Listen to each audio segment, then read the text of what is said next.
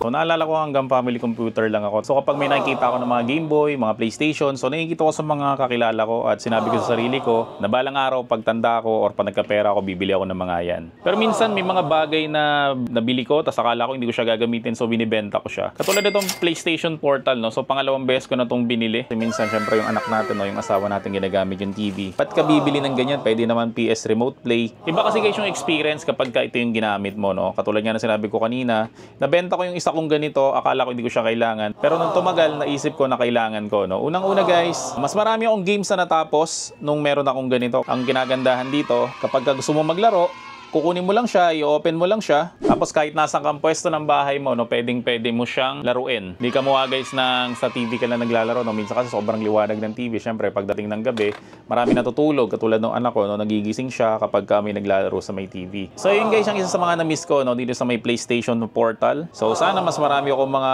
laro na matapos. So ito guys, dati sobrang mahal nito. Yung una kong bili nito is 23,000. Pero ngayon, mura na lang siya. 16,000 na lang siya. Sa mga gusto mag-avail ng ganito, na katulad kong tito, or tatay. So maglalagay ako ng link sa may description section ng video na to, no, para ma-enjoy natin guys yung mga PlayStation natin, no. Kahit na panandali ang time lang kasi nga meron na tayong pamilya at syempre meron na tayong mga obligasyon sa buhay.